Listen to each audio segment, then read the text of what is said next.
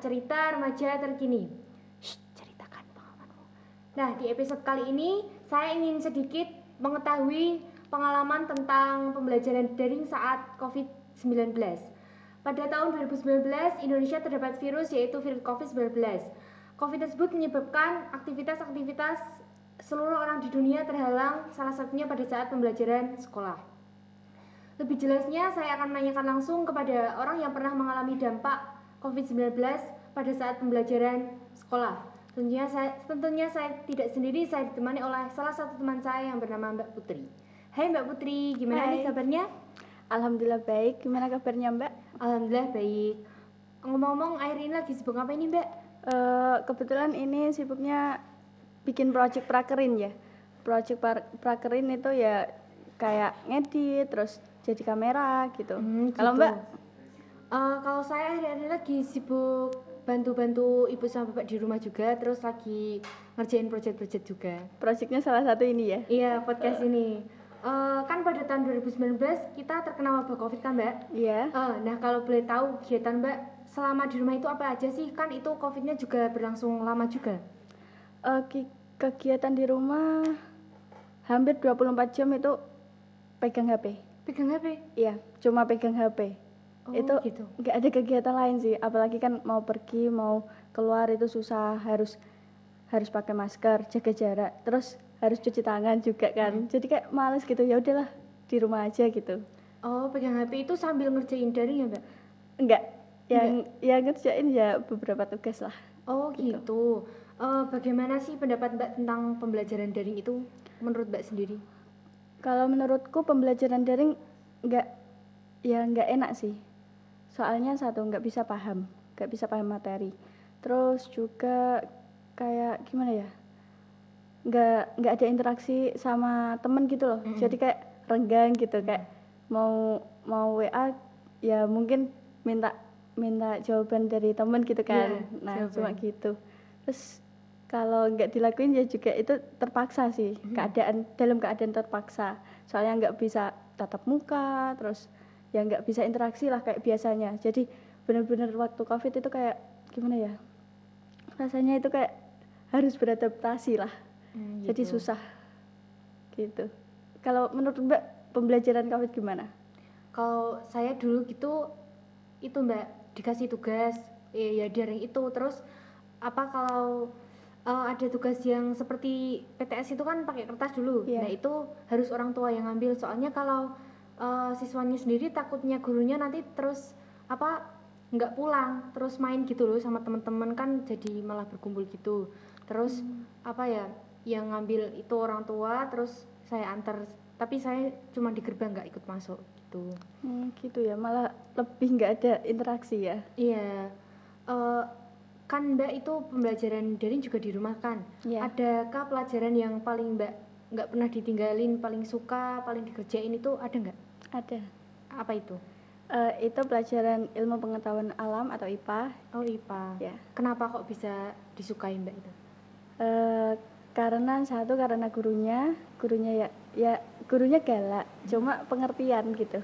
Jadi, pengertian. Jadi ngasih tugas nggak terlalu banyak, tapi ya sedikit, yang penting ngerjain sendiri gitu loh. Jadi lebih bisa mandiri lah, nggak nungguin jawaban teman gitu. Oh gitu. Kalau Mbak ada nggak pelajaran yang paling disukai gitu? Kalau saya tuh lebih ke bahasa Jawa, matematika kayak gitu. Oh, banyak ya, lumayan ya. Yang paling nggak suka malah bahasa Inggris. Oh, padahal bahasa Inggris itu gimana ya, kayak bahasa yang minimal lah, tahu kata dasarnya gitu. Tapi saya paling nggak suka, soalnya kan bisa jadi gurunya yang nggak asik gitu loh. Gurunya jarang masuk kalau di kelas saya. Itu satu semester itu bisa dihitung kalau itu guru masuk berapa kali. Lagi-lagi karena guru ya. Kalau Mbak ada nggak yang pelajaran nggak paling disuka itu? Paling nggak disuka bahasa Indonesia. Kenapa? Kan bahasa Indonesia kan bahasa sehari-hari ya kan. Ya emang kalau di logika gitu, cuma waktu COVID itu materinya tentang bikin cerita, terus bikin cerita pendek lah, terus novel, terus tentang unsur-unsur intrinsik dan ekstrinsik, itu aku paling nggak bisa gitu, kayak nggak bisa ya. Kalau nirun Google, kalau cari di Google pasti ada yang sama, jadi males gitu, nggak pernah tak kerjain. Oh gitu, kalau saya nggak gitu Mbak. Kalau saya tuh gurunya terlalu santai gitu loh. Jadi mau ikut pelajarannya situ, kalau nggak ya situ saat tatap muka tuh juga kayak gitu, mau didengerin ya silakan, mau nggak silakan. Jadi murid itu tuh kayak males gitu loh mau ngerjain bahasa Indonesia. Kan kalau pas PTS itu kalau soalnya yang banyak bacaannya kan kalau bahasa Indonesia. Iya. Jadi bikin males baca kalau bahasa Indonesia itu. Iya, males sih. Kalau Mbak sendiri kan daringnya dari pagi ya. Iya. Kalau seperti kegiatan apa yang Mbak lakukan setelah daring itu ada nggak? Daring aku yang tak ikutin pembelajaran daring itu cuma mapel IPA. Mapel IPA itu waktu hari Rabu. Dan ya setelah mapel IPA itu ya benar-benar langsung kembali ke rutinitas biasa, main handphone. Terus waktu ya kayak sore gitu kan disuruh nyapu, ngepel, nyuci piring, cuma tak iyain, cuma tak nggak tak kerjain gitu. Kok nggak dikerjain? Emangnya terus orang tua nggak tanya udah ngerjain nyapu atau ngepel belum gitu? Enggak sih, sebelumnya ini melenceng ya dari topik, tapi nggak apa-apa. Nggak apa ya, nggak tinggal bareng sama orang tua, tinggalku sama Bude sama Pak D. Oh gitu. Iya. Kan itu daringnya juga berlangsung lama kan Mbak. Pasca daring itu apakah ada ujian kalau di sekolah Mbak sendiri? Kalau di sekolahku itu ada. Yang sekolah lain kan katanya pada ngeluh, pada seneng nggak ada. Nah, justru di sekolahku ada. Oh gitu. Iya, ada ujian sekolah, ada ujian agama. Ujian sekolah, ujian praktek. Ujian praktek. Iya, ujian sekolah itu ya 4 mapel itu, IPA, matematika, bahasa Inggris, bahasa Indonesia. Ya itu ujian biasalah, cuma lewat Google. Nah, kalau yang ujian praktek ada beberapa. Ujian praktek agama itu pertama pasti itu apa namanya? Ngafalin tahlil. Yang kedua ngafalin surat-surat pendek. Contohnya ya surah Al-A'la, surah Al-Ghasyiyah gitu. Terus kalau yang ujian praktek satunya lagi ini untuk dapetin sertifikat lulus. Sertifikat lulus itu harus ada, dapatnya itu caranya bikin mini riset. Mini riset itu apa ya? Mini riset itu apa ya? Kalau di kuliah kan skripsi. Nah, jadi mini riset itu kayak skripsi, versi mininya skripsi gitu. Jadi gitu. Iya, isinya itu hasil observasi. Waktu itu kan ada 3 pilihan. 3 pilihan tema, humaniora, agama sama sains. Nah, humaniora tentang sosial sama manusia-manusia, terus agama ya tentang itulah agama-agama. Terus kalau yang sains itu tentang percobaan alam. Jadi aku milihnya yang gampang lah. Yang sains itu tentang, judulnya itu tentang pemanfaatan daun alpukat atau Persia americana sebagai obat hipertensi. Oh gitu. Tahu kan hipertensi? Seperti darah tinggi itu? Iya, hipertensi itu. Gitu. Nah gitu. Jadi habis ujian praktek, habis ujian sekolah, itu juga ada wisuda. Biasanya kan pada ngeluh nggak ada wisuda, padahal kan itu waktu yang dinanti-nanti. Wisudanya gimana kalau Mbak? Kalau yang alumni atasku biasanya kan di gedung wanita itu. Iya. Terus waktu sebelumku itu bener-bener nggak ada wisuda. Oh gitu. Terus angkatanku ada wisuda cuma di aula sekolah, di aula sekolahan sendiri. Terus nggak ada undangan untuk wali murid lah gitu. Jadi bener-bener siswa aja yang datang. Oh gitu. Iya. Jadi Mbak ada wisudanya nggak? Saya tuh malah kayak ketinggalan gitu loh Mbak. Saya tuh salah satu siswa dari SMP situ, tapi kayak nggak tahu apa-apa gitu loh. Soalnya wisudanya itu saya malah dikasih tahu sama teman saya.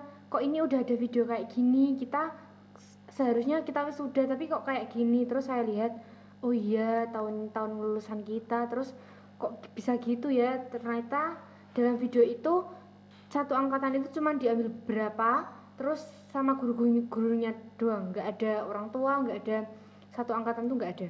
Lah, satu kelas itu juga nggak ada. Kok bisa bisa nggak tahu gitu wisudanya. Iya, emang nggak dikasih tahu, taunya udah dikasih link dari YouTube. Itu tuh kan SMP saya tuh negeri, jadi kayak gitu, nggak dikasih tahu juga. Oh, malahan ya malah kayak Iya. gitu. Mbak wisudanya kan kayak gitu, terus itu ada ujian sekolah atau ujian praktek gitu nggak? Oh, ujian itu ada ujian praktek.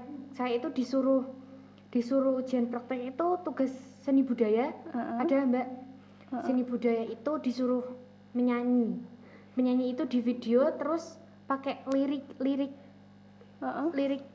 musik gitu loh. Iya. Nah, jadi pakai HP 2. Nah, saya itu tuh kayak dikerjain gitu loh sama gurunya pasca itu seni budaya. Soalnya saya kan pertama ngirim video itu disuruh ngulang, yang lebih bagus lagi ya disuruh ngulang, itu sampai berkali-kali. Terus ini kok Pak kok kayak gini ya, kamu, terus gurunya WA saya, kamu mau dapat nilai berapa nih saya kasih gitu. Terus saya bilang itu bapak aja, saya ikut aja gitu. Oh ternyata gurunya malah enak kayak gitu. Oh, berarti aku juga ada tugas seni budaya tadi loh Pak, tak ceritain. Tugas seni budaya praktek itu ya cuma apa ya, bikin kan kayak kertas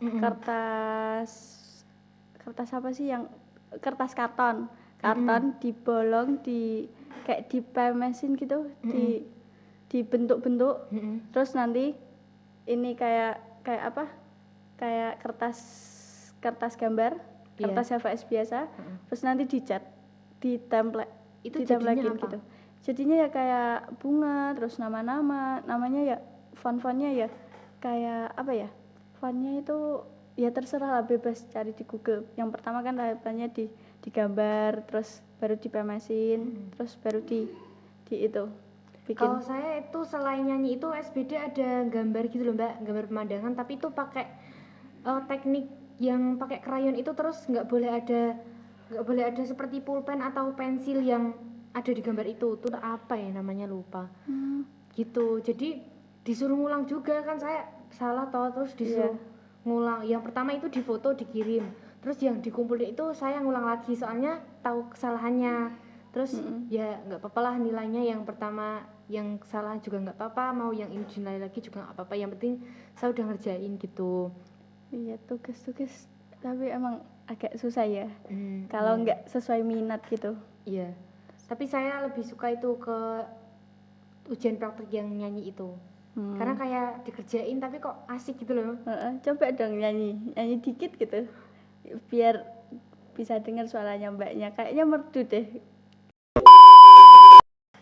Terima kasih karena Mbak udah sedikit meluangkan waktu untuk datang ke podcast ini.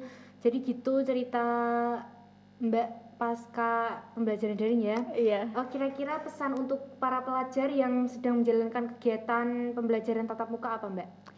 Oke, baik. Jadi untuk para pelajar-pelajar di rumah yang alhamdulillah nggak ngerasain lah rasanya daring waktu COVID itu, ya dimanfaatin pembelajarannya, didengerin, dipahami waktu guru ngejelasin, terus tetap semangat ya.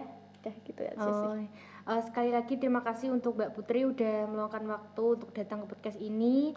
Terima kasih udah membagi pengalaman saat COVID itu. Mbak juga tetap harus semangat menjalankan hari-harinya. Ya Mbak juga ya. Iya. Nah itu sedikit cerita dari Mbak Putri pasca pembelajaran daring karena terkena COVID-19. Pesan-pesannya dapat diambil. Terima kasih, tetap saksikan Cermat, cerita remaja terkini. Ceritakan pengalamanmu.